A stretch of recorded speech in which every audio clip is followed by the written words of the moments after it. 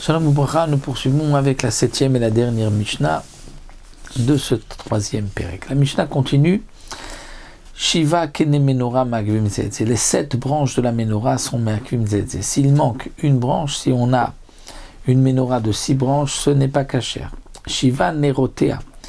Les 7 nerot, c'est-à-dire sur la menorah, au-dessus de chaque branche, il y avait comme un petit récipient, on mettait l'huile et la mèche.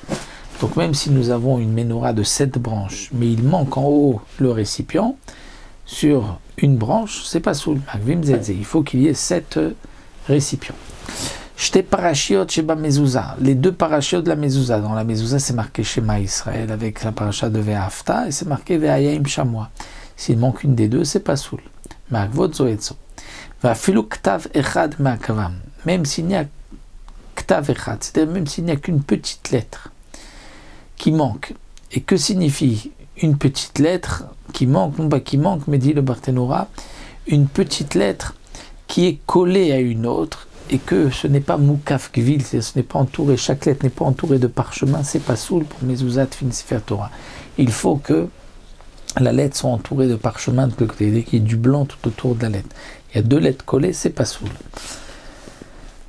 De même, Arba parashiot shebatfin, les 4 parashiot des tefilin, Kadesh et Kol Bechor, Vayak Ve'acha, Shema Vayem Shamoa, s'il manque une paracha, c'est pas soul, Ma'akvot Zeetz. Donc on ne pourra pas mettre 3 parashiot, même si on n'en a que 3. Que ce soit pour les tefilin de la tête ou les tefilin de la main. Va'afilu ktav echad ma'akvam, là aussi, même s'il y a une seule lettre collée à une autre, donc 2 lettres collées, c'est pas soul puisque ce n'est pas moukakvil entouré de parchemin. Arba tsiot ma'akvot zoetze, les 4 tzitzit sont me'akev zeetze. Sharbata mitzvah achat. Les 4 tzitzit sont une seule mitzvah. Si quelqu'un n'a de quoi mettre que 3 tzitzit, il ne pourra pas mettre, il n'accomplit pas la mitzvah. C'est ou 4 ou rien. Rabbi Shmuel omer no arbatam arba mitzvot. Rabbi Shmuel dit les 4 tzitzit c'est 4 mitzvot. Donc même si tu n'as que 3, tu mettras 3, même si tu ne peux pas mettre 4.